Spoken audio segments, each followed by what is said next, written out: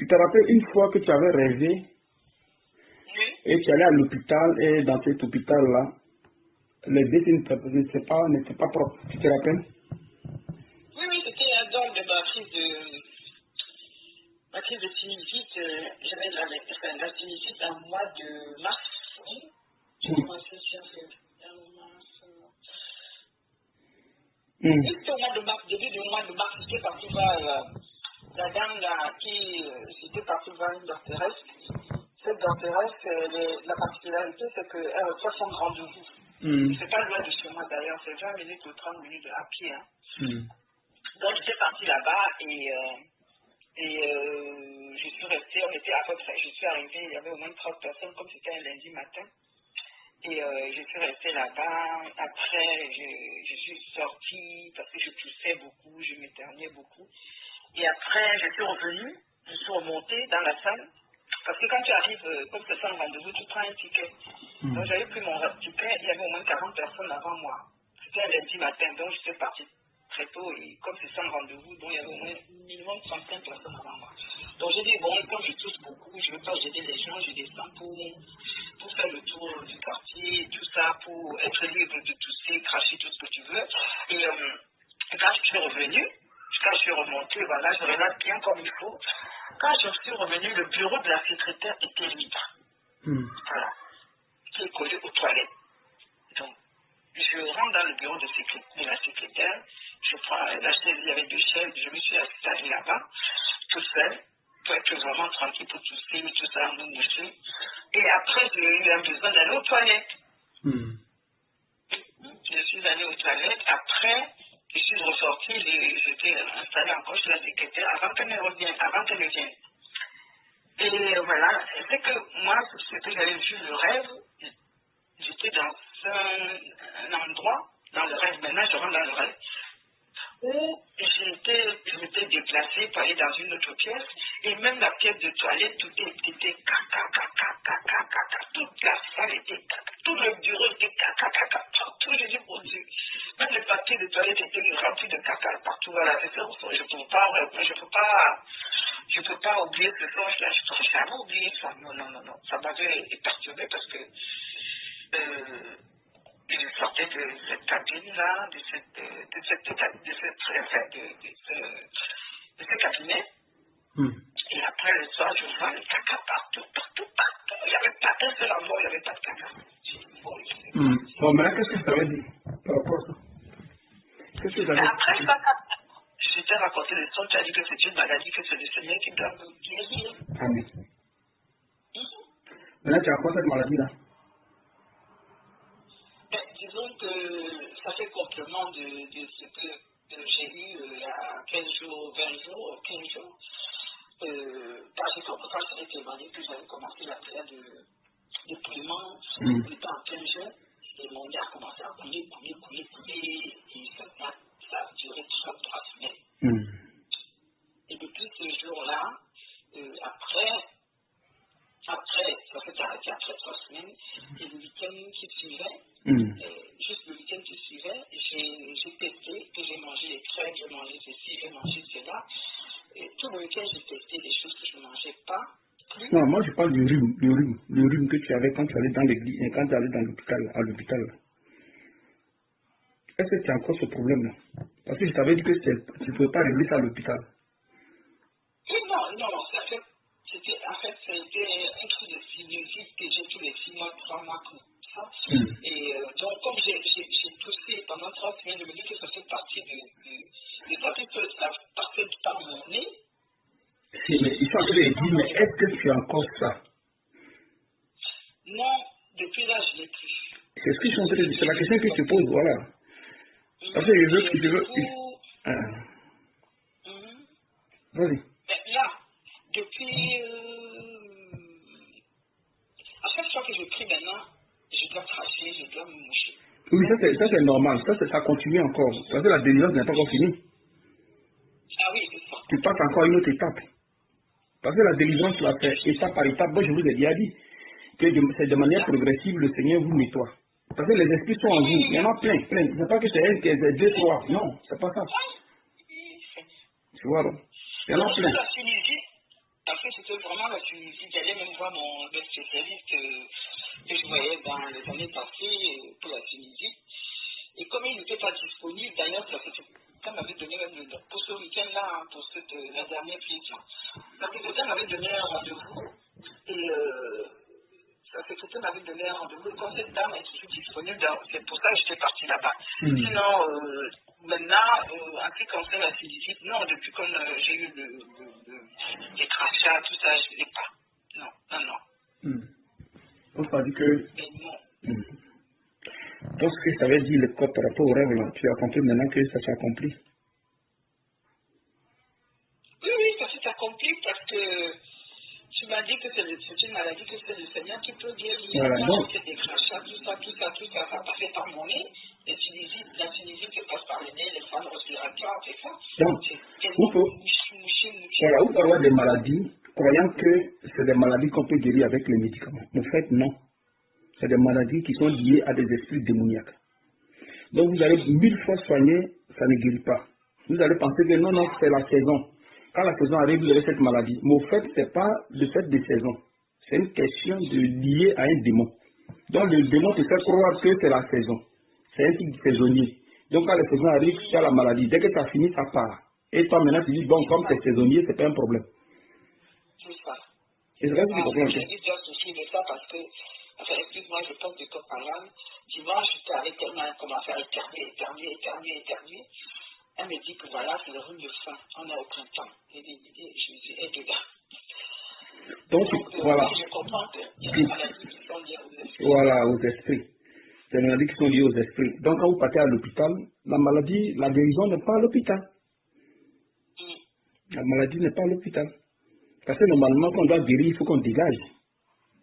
Et nous savons que dans les rêves, dans le spirituel, les toilettes signifient, comment dirais-je, la délivrance, où on est délivré. Alors si tu passes voilà les toilettes. Maintenant, mais je t'avais déjà expliqué, non? Maintenant, si tu pars dans les coins où tu dois être délivré, que tu n'arrives pas à être délivré, c'est sale, est-ce que tu vas être délivré? Non, justement, non. Et quand tu vas aux toilettes, là, ces toilettes, elles ont des besoins, d'autres toilettes dégagées, il y a des choses qui sont dans le monde que tu vas enlever. Oui, voilà. Oui, d'accord, oui. Donc, c'est synonyme de, c'est-à-dire que c'est, comment dirais-je, l'image de la délivrance. Donc, si toi, tes toilettes ne sont pas propres, et que tu vois là qu'il y a plein de caca, il y a plein de trucs qui sont bouchés, ça te dit que tu as un problème. Même le papier de toilette était couvert de caca. Voilà, donc ça veut dire qu'il y a un problème. Ça te dit que ce lieu-là ne pouvait pas amener à ce que tu sois guéri de cette maladie. Voilà. Et c'est ce que je t'avais expliqué. D'accord, dis ça. Tu vois, non? Tu m'avais expliqué ça, oui, tu m'avais expliqué ça. Du coup, tout ce qu'elle m'avait donné d'ailleurs, je n'avais pas pris. Voilà. Non. Donc, c'est-à-dire que tu partais maintenant à mettre ta foi maintenant en Jésus, afin qu'il puisse te guérir. De cette maladie. Voilà. Tu comprends maintenant? Non, oui. Comme je vous disais tout le temps que si vous êtes malade, confiez-vous au Seigneur, ne vous précipitez pas à l'hôpital. Confiez-vous au Seigneur, en fait, que votre cœur soit attaché à lui. Parce que nous sommes à la période où notre cœur doit attacher totalement. Voilà. Vous voyez dans les enseignements où je parle du Père. C'est-à-dire que le Père, maintenant, c'est lui qui va. C'est la même personne, mais seulement qu'il fonctionne de manière performante. Parce que avec les apôtres, c'était pas performant de la manière qu'il faisait. Parce qu'il était encore enfant. Maintenant, il a grandi, il a été maintenant, il a eu la maturité. Maintenant, il fonctionne maintenant selon le Père. C'est vrai que Dieu, quand Jésus est venu, il a dit que le Père lui a tout donné. Donc le Père a légué tout au Fils. Mais le Fils fonctionne selon le Père. Dans les dimensions du Père, c'est le Père qui juge, mais il a donné le jugement au Fils. Tu vois, non? Donc le Fils prend le règne du Père pour pouvoir manifester comme le Père. Tu vois un peu? Donc, puisque le Père doit grandir, voilà, le Père doit grandir. Dans les apôtres, il n'avait pas grandi dans les apôtres. Il n'était pas encore grand. Il n'avait pas là. Voilà, il était encore enfant, il était encore fils. Voilà, il était encore fils. Tu vois, non? Donc, leur manière de fonctionner ne pouvait être de manière performante. Voilà, il y a des choses qu'ils ne pouvaient pas faire. Il y a des choses qu'eux, ils ont vues. Ils ont vu. Le Seigneur les a montrées. Mais ce n'était pas à leur époque. Non, non seulement c'était pas à l'époque, mais comme il était fils, le père ne peut pas réagir à sa place. C'est pour ça que maintenant il est parti prendre la place du père. Comme c'est lui, il ne peut pas être en même temps fils, il a fait un même temps père là-bas pour donner ce que tu es en train de faire aujourd'hui. Je comprends parfaitement. Oui, mais je suis en train de dire que le problème c'est quoi? Je suis en train de dire que c'est la même personne au fait. C'est pas que c'est deux personnes. Voilà, c'est la même personne. Mais comme il était sur la terre.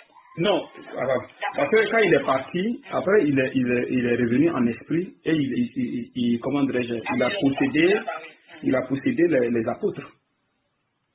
Voilà. Maintenant, voilà. Maintenant, en possédant les apôtres, il les possédait, c'était à leur début. C'était à son début. C'est comme s'il entrait dans le ventre de quelqu'un, de Marie, et il commençait à grandir. Donc, en étant dans le ventre, voilà, en étant dans le ventre de Marie, sortant du ventre, il est enfant. Après, il devient fils. Tu comprends un peu? Oui. Voilà, donc il grandit. Oui, mais il est resté sur la terre en tant que fils. Voilà, en tant que fils, tu vois un peu. Bon, après maintenant, il a... Voilà, après maintenant, il est parti prendre la position de père. Donc, tu as vu qu'il y a une graduation. Tu as vu qu'il y a une graduation. Je ne sais pas si tu comprends un peu. Il y a une graduation. C'est-à-dire quand il est reparti, il a retenu le père. Non, c'est pas ça. C'est-à-dire quand il est venu en tant que fils, il est né en tant que... Non, il est venu en tant que roi, bon disons. Mais dans le ventre, quand il est sorti en tant qu'enfant. Voilà. Et après, enfant, maintenant... Oui, enfant, après il est rentré la peau de fils. Voilà, fils. Et maintenant, qu'est-ce qu'il a fait? Il a touché au péché. Il faut bien sûr, il a touché, voilà, il a touché au péché. Quand il a touché au péché, tu as vu qu'il s'est fait pécher lui-même. Donc, en se faisant pécher, qu'est-ce qu'il fait? Comment dirais-je? Il n'a plus de pouvoir. Non, il n'a plus de pouvoir. Donc, il ne peut plus donner la position, comment dirais-je, comment on appelle ça? Il ne peut plus donner comment on appelle ça, voilà, donc il ne peut plus donner d'ordre aux esprits pour qu'on puisse le laisser, voilà. Et c'est comme ça que les esprits ont eu pouvoir sur lui jusqu'à ce qu'il meure. Et maintenant, quand il est mort maintenant, il revient maintenant à la vie. Tu vois, mais quand il revient maintenant à la vie, maintenant, il prend maintenant la position maintenant du Père. Oui, tout à fait, oui. Voilà. Il retrouve sa place. Voilà, là, le Père lui donne tout. Maintenant, il reprend le plus du Père. Et c'est pareil qu'il est en train de faire, parce que le Dieu là ne change pas. Lui-même, il a dit. La forme change, mais le fond ne change pas. Tu vois, non? Quand nous disons Galates, il faut prendre ta Bible, si tu as ta Bible là-bas. Non, je n'ai pas ici. Parce que je t'ai dit que je suis allé dans les enfants là. Donc, il faut prendre, va dans ton truc, dans ton cellulaire et cherche ta Bible. Tu as la Bible là-bas, hein?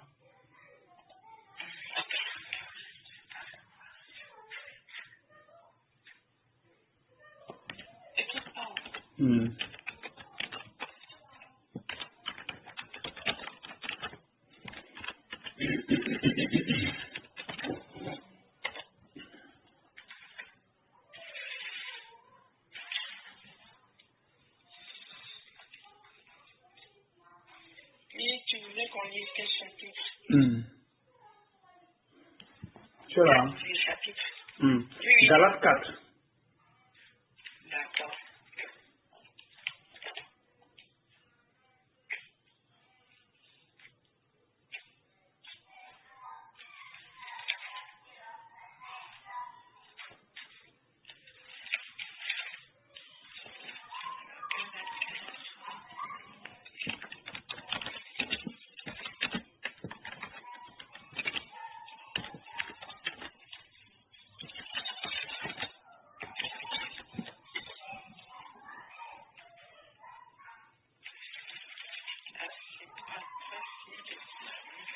Galates 4, quoi, s'il te plaît. Galates 4, à partir du verset 19. D'accord. Or, les œuvres de la chair sont manifestes, ce sont l'adultère, l'impudicité, l'impureté, la dissolution, l'idolâtrie. Non, Galates 4, il n'y a pas de Galates 5, il dit Galates 4. Galates 4. Ça, dans ce dit Galates 5 là-bas. Ah, ok, excuse-moi, pardon. Donc, Galates 4, à partir de 19. Verset 19, c'est ça? Oui, 19. Mes enfants pour qui je trouve de nouveau des douleurs de l'enfantement jusqu'à ce que Christ soit formé en vous. Voilà. Je voudrais être maintenant Amen, amen. près de vous. Amen, amen. Vous savez ici qu'il dit jusqu'à ce que Christ soit formé en vous. Donc il doit grandir. Oui, bien sûr, oui, bien sûr. Voilà. Donc même chose avec l'église, l'épouse qui doit aussi grandir. D'accord. L'église aussi grandit. Oui, bien sûr. Tu vois, non? D'accord. C'est Quand pas on va chercher Rebecca, elle connaît rien de la tradition de son beau-père. Tu savez, donc tu vois que le fils grandit. Le fils, parce qu'il dit que enfin que Christ, il dit que jusqu'à ce que Christ soit formé en vous. Donc eux, ils avaient dit ces choses-là. Mais ces choses n'étaient pas manifestées en eux de la manière parfaite. Bien vrai que c'était les apôtres, mais ils étaient encore liés au désir de la chair. Ils étaient encore liés. Il y a certaines choses. Ils n'avaient pas grandi. Oui, ils n'avaient pas la perfection comme il se doit. Parce que s'il y avait la perfection comme il se doit, alors Christ devait descendre. Il fallait que Christ grandisse. Donc les choses qu'il en train de dire, c'était les choses qui devaient arriver plus tard. Bien vrai qu'il disait bien vrai qu'il les disait à des gens qui avaient cru en lui. Oui, qui avaient une intention. Voilà, qui avaient cru en lui. Mais seulement que ce n'était pas à leur moment, ce n'était pas à leur temps. Voilà.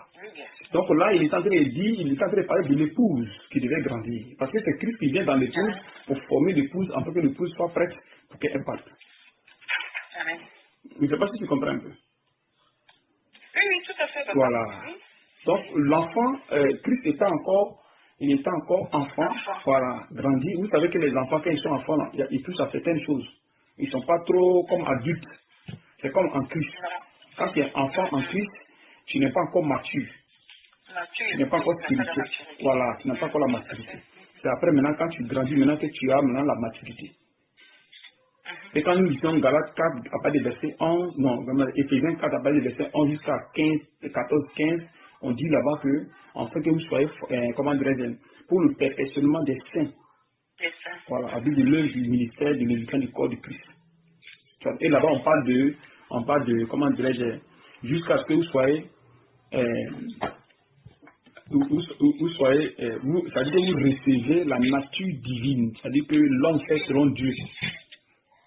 Oui, là c'est la maturité. Voilà, là c'est la maturité. Maintenant, quand c'est la maturité, maintenant, tu n'as plus, tu as le péché, comment on appelle ça? Tu es au-dessus maintenant du péché. Tu n'es plus sous la loi, mais tu es maintenant sous la grâce. Oui, parce que tu as atteint la maturité. Voilà, tu as atteint la conscience qu'il a avec, en fait. Voilà, donc tu as atteint la maturité, tu n'as plus quelqu'un peut plus que t'ébranler. Même voilà, quels que soient les enseignements qu'ils vont amener, ça ne va rien te dire. Oui. Voilà. D'autant que Paul a été clair en disant que si je pars d'ici, là, parmi vous, il y a les faux prophètes, les faux docteurs qui vont vous enseigner certaines choses et ça va infecter comment dirais-je, le troupeau. Voilà, le troupeau. Voilà. Bon, maintenant, s'ils ont la perfection, comment ça fait que ça infecte le troupeau? S'ils ont la perfection, normalement, ça ne doit pas infecter le troupeau. Non, normalement, ça ne doit pas infecter le troupeau, s'ils n'avaient pas la perfection. Voilà, donc ils n'avaient pas la perfection. Bien vrai qu'ils ont cru en Jésus, bien vrai qu'ils leur disaient faites ça, bien vrai qu'on parlait de leur foi, mais la foi là n'était pas de manière performante. Il y aura aujourd'hui ce que le Seigneur est en train de nous montrer dans notre cœur. Tout ce qu'il est en train de détailler dans le cœur. Tu vois. Donc, c'est-à-dire que leur cœur n'était pas totalement, comment dirais-je, n'était pas totalement circoncis. Voilà. Donc, ça fait que le Père ne pouvait pas se manifester de manière correcte, comme il se doit. Tu vois, non? Ils étaient encore attachés à certaines choses du monde. Parce qu'il faut que le Père soit vraiment, vraiment nettoyé. Afin que le Père soit seulement ton Père sur la terre, comme il a dit. C'est pour cette raison que les apôtres ne pouvaient pas l'appeler Père, parce qu'ils n'avaient pas cette capacité, cette performance. Je ne sais pas si tu comprends un peu. Parfaitement, oui. Oui, parce qu'il faut... Le Père il était limité. Voilà, Il était limité dans ses fonctions, voilà, dans ses attributs, il était dans ses limité. fonctions. Voilà, il était Il limité. était limité, étant donné qu'il était que l'enfant, Ouais. le fils. Voilà, donc il fallait qu'il Le grandisse. début du fils. Voilà, il fallait qu'il grandisse. Grandisse. Maintenant, une fois qu'il a grandi, il est parti, il est retrouvé, tous ses attributs étant avec sa gloire, tout ça. C'est même chose avec l'épouse. Parce que l'épouse aussi, lui aussi, il a touché au péché. Jésus a touché au péché. Donc les apôtres aussi. Oui, oui, c'est pour ça qu'il s'est laissé faire pour attraper. Voilà, donc ça dit que quoi? Il allait à la croix parce Voilà. qu'il était devenu touché. Voilà, donc dans cette période de 7 ans, de 7 ans de l'Église, les hommes de Dieu, ils étaient aussi liés aussi au péché. Ils n'étaient pas 100% purs. Non, il n'avait pas la circoncision pure. Voilà, tu vois, non? Parce que le Christ, quand il a enseigné à un moment donné, il a touché au péché. Donc il s'est fait péché pour nous. Et ça, voilà, c'est après maintenant qu'il a pris maintenant la place du Père. Oui, après sa résurrection. Voilà, tu as vu. Donc tu vois que c'est la même chose avec l'épouse. L'épouse grandit, l'épouse touche au péché, et après l'épouse maintenant ressort maintenant. Je ne sais pas si tu comprends un peu. Lisons Matthieu 24.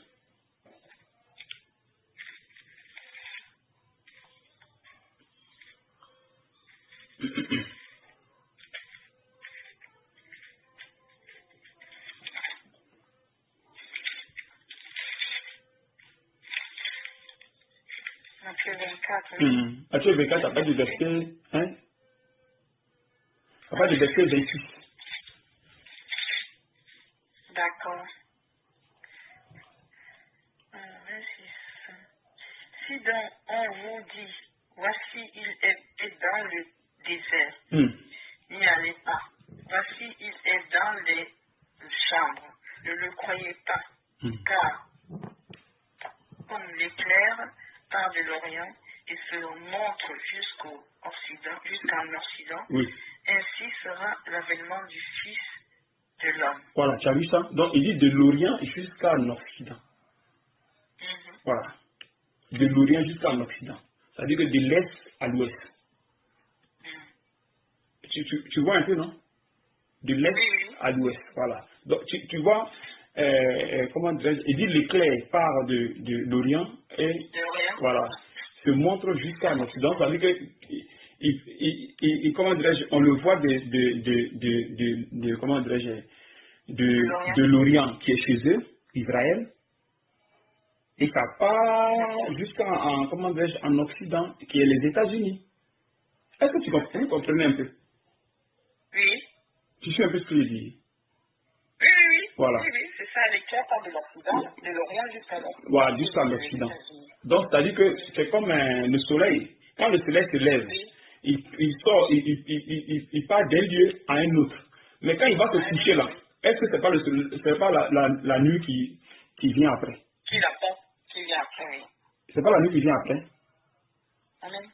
Voilà. Donc, le fait que le Christ se lève de l'Est jusqu'à l'Ouest, dès qu'il se couche là-bas, c'est les ténèbres. Je ne sais pas si tu vois un peu. Oui. Maintenant qu'il est dans les ténèbres, maintenant, qu'est-ce qu'il doit faire maintenant? Il faut maintenant qu'il soit maintenant ressuscité. Même chose avec l'épouse. Tu vois un peu. L'église, c'est pareil. C'est pour cette raison qu'on va parler maintenant de cri de minuit. Non, le cri de minuit. Le cri de minuit. Voilà, le cri de minuit. C'est-à-dire que l'épouse est dans l'obscurité. Donc l'épouse a quitté l'est et est tombée à l'ouest. Donc il quitte de comment dirais-je, du lever jusqu'au coucher. Je ne sais pas si tu comprends un peu ce que j'ai dit. Oui, j'essaie de faire suivre, oui. Tu n'arrives pas à trop cerner ce que je dis. Là, l'épouse qui part de l'Est jusqu'à l'Ouest, et la nuit qui tombe, là, je suis un peu perdu. Non, mais quand tu regardes le système du soleil, comment ça se passe? Oui. Comment ça se passe le soleil? D'un point à l'autre. Oui, mais comment ça se passe? Il il se lève, il brille, après le soir il commence à diminuer et puis il va se coucher et puis c'est la nuit. Voilà. Et on lit Luc 17. Allez-y, on lit Luc 17, voilà.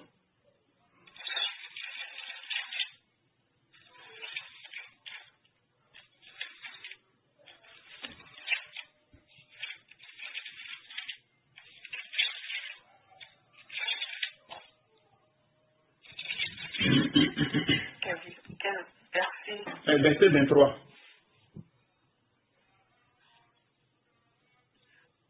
On vous dira, il est ici, il est là.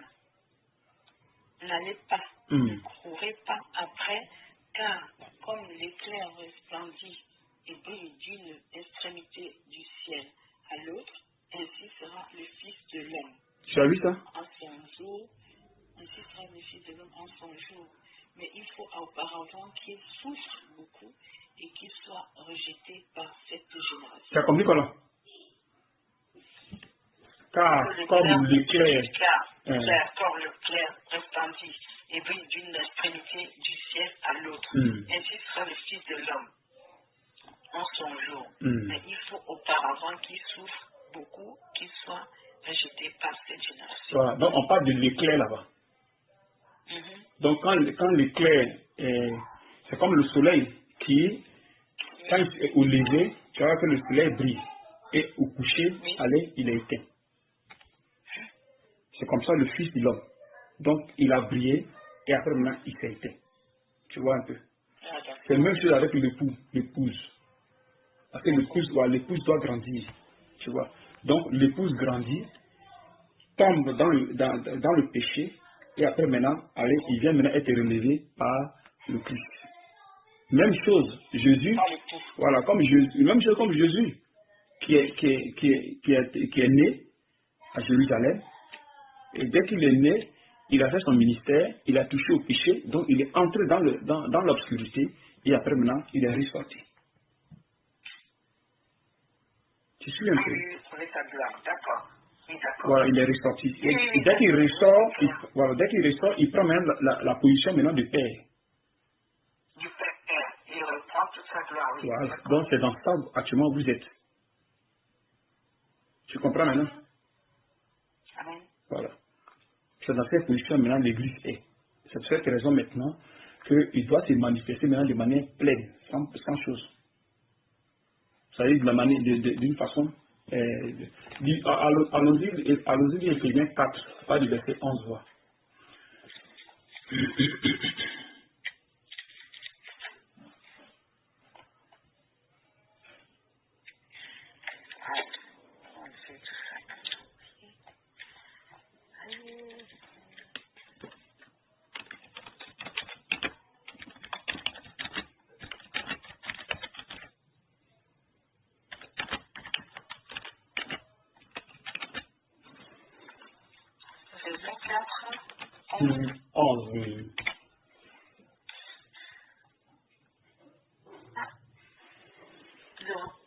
Remplir toutes choses.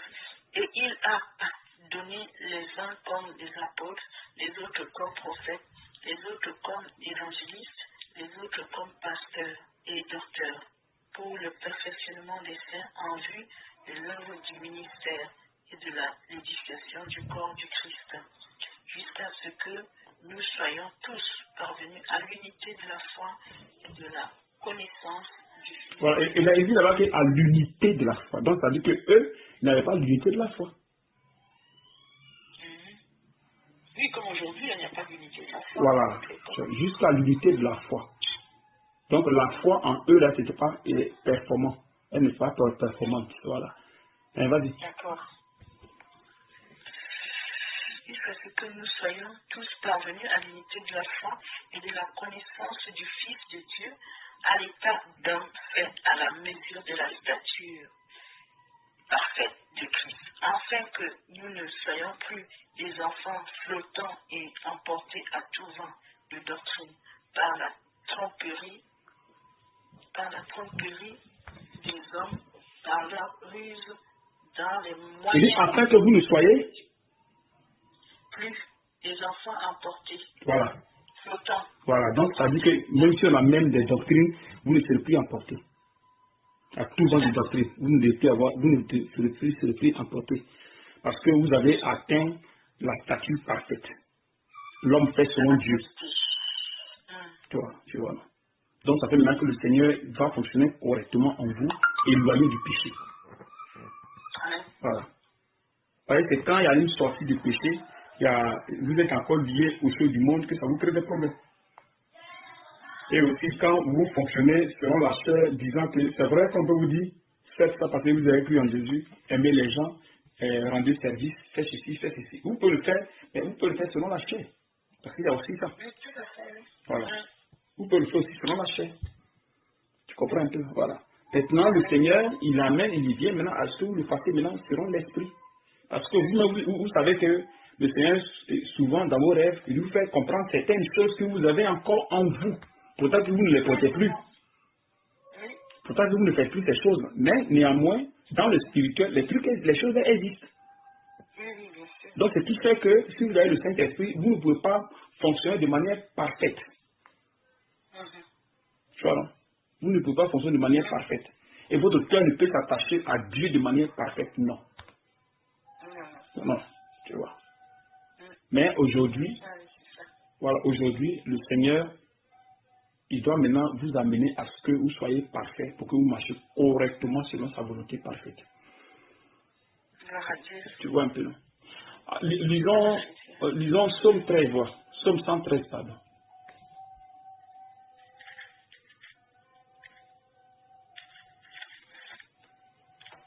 On lit d'abord Psaume 50, verset 1.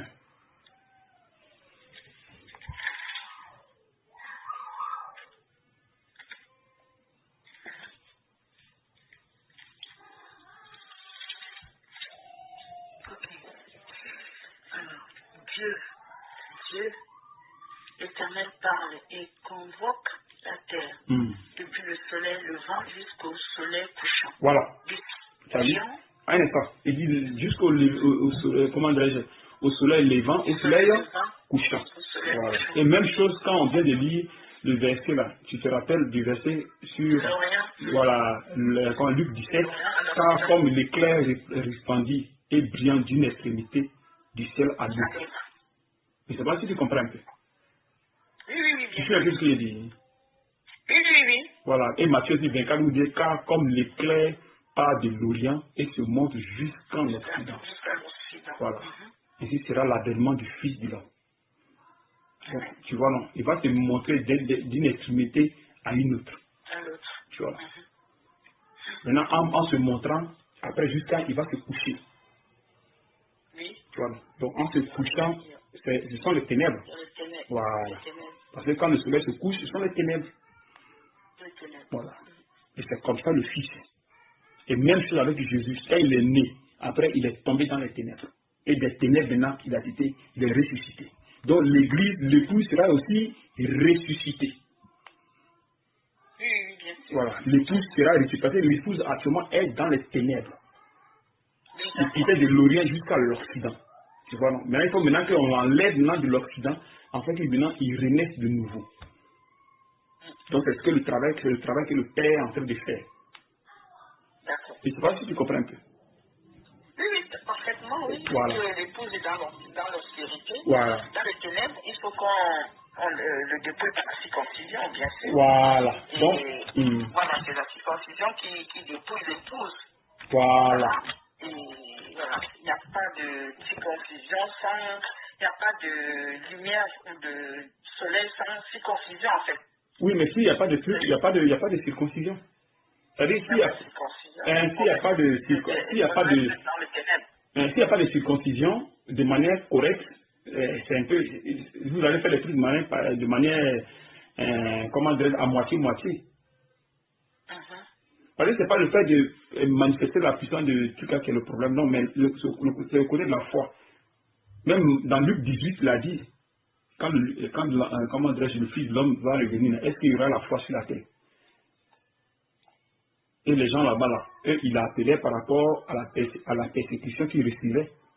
Donc, ça veut dire qu'il n'appelait pas par rapport à la foi, non, mais par rapport à la persécution. Et nous savons que pour avoir la foi, il faut la persécution forcée.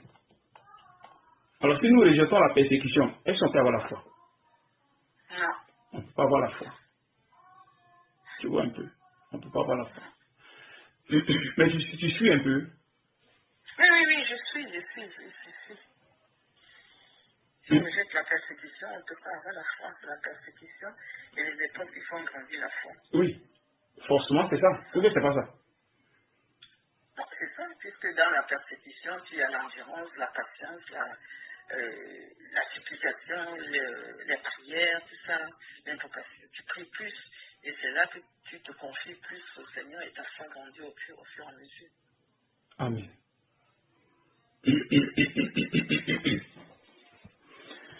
Donc, mais parce que je veux que tu essaies de comprendre un peu ce que Sandré dit. Si tu ne peux pas, que je vais t'amener à ce que... Non, je comprends ce bloc que tu as commencé ce matin.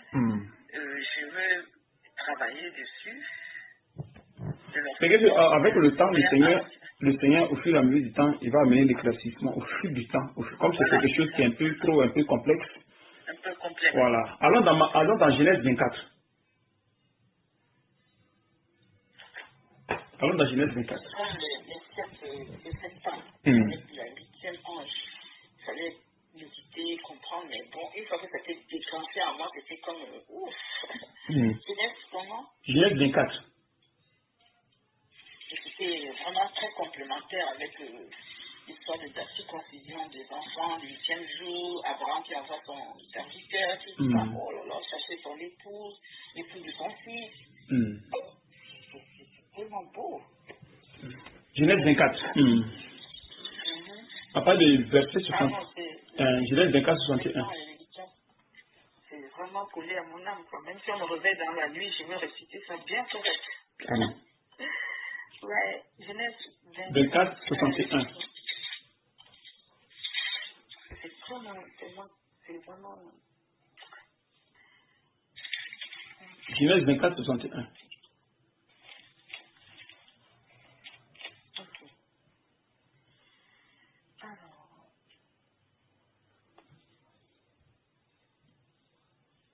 Bon, je vais commencer ici. De myriades et de peu... Non, Genèse 24, 61. 61. Oui. Rebecca se leva. Se levant avec ses servantes, elles montèrent sur le chameau et suivirent l'homme. Et le serviteur emmena Rebecca et partit. Ok. Verset 62. Cependant, Isaac était revenu du puits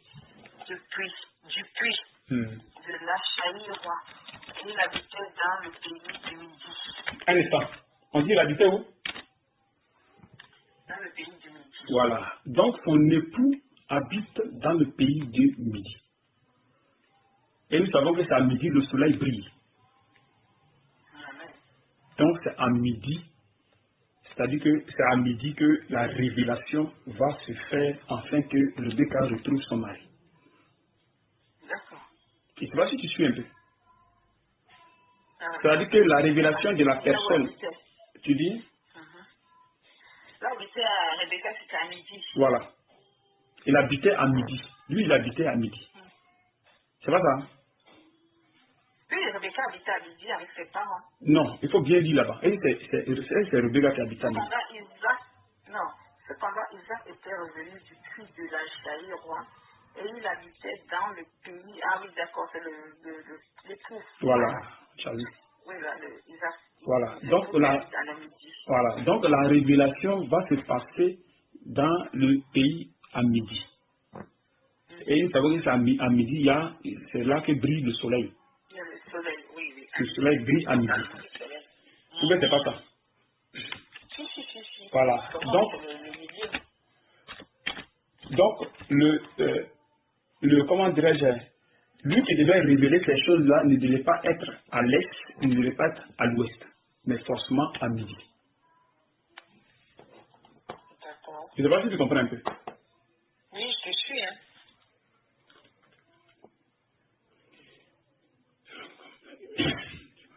Tu suis un peu? Oui, je te suis. Celui qui devait révéler ces choses-là devait être habité à midi. À midi. Comme Isaac. Voilà, comme Isaac.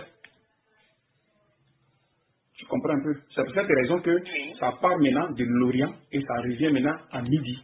Enfin, maintenant que celui qui doit être révélé révèle cela pour que maintenant l'épouse, parce qu'il va sortir maintenant l'épouse maintenant dans les ténèbres, dans l'Occident. Donc voilà, donc l'éclair maintenant va ressortir de l'Occident et enfin que, comment dirais-je, cela soit révélé au pays en midi.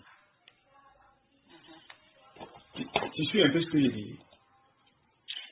Non, là c'est compliqué pour moi parce que tu dis que j'ai compris ça. On dit quoi? Il dit il habitait dans le pays du midi. Oui, Dans le soleil du midi. Voilà. L'épouse est dans les ténèbres. Bon, si l'épouse est dans les ténèbres et l'époux est dans les ténèbres, il y a un problème. Tu comprends un peu? Il faut maintenant que l'épouse va maintenant prendre, l'époux va prendre maintenant l'épouse dans les ténèbres. Mais lui, il ne se trouve pas dans, comment dirais-je, en Occident. Sa puissance ne se trouve pas à l'Occident. Donc lui qui va recevoir, comment dirais-je, la révélation de celui qui va recevoir cette révélation, en lui ne se trouve pas cette potentialité pour amener l'épouse à la perfection. Il faut que celui-ci se retrouve dans le pays du midi. Parce que c'est à midi que brille le soleil. Et à partir de là, maintenant, il enlève maintenant l'épouse maintenant dans les ténèbres. Parce que, tu vois, non, c'est-à-dire que lui, il est dans la lumière. Donc, il faudrait que l'épouse soit dans la lumière aussi. Donc, il va illuminer l'épouse. D'accord. Tu suis un peu ce que je dis? Oui, donc la révélation tombe sur la personne qui habite dans le midi. Oui, dans le midi. Et nous savons que, voilà, nous savons que l'Est, voilà, l'Est, c'est chez les Juifs, l'Ouest, ce sont les Américains, et au midi, c'est l'Afrique. Donc la révélation, forcément, ouais, c'est en Afrique, dans un pays en Afrique. Tu suis un peu? Oui, d'accord. Voilà. La révélation de la perfection ne devait pas être ni à l'Est, ni à l'Ouest. Non. Non. C'est au midi. Voilà, c'est au midi. De la manière Isaac habitait dans le pays du midi, là. Voilà, c'est la même chose. Voilà. Voilà. C'est là où le soleil brille bien. Voilà. Le huitième ange doit sortir du midi. Voilà. Pour aller éclairer l'épouse. Voilà, pour aller éclairer l'épouse. D'accord. C'est là maintenant il pouvait dire à l'épouse, réveille-toi. Comment dirais-je? Il réveille l'épouse. Et il lui parle déjà, il lui dit déjà par rapport à, comment dirais-je? L'époux arrive. Ouais, l'époux arrive. Allons dans comment dirais-je, Matthieu 25.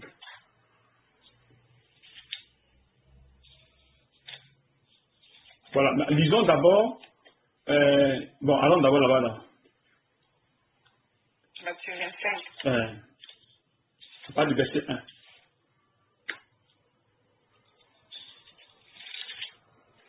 Okay.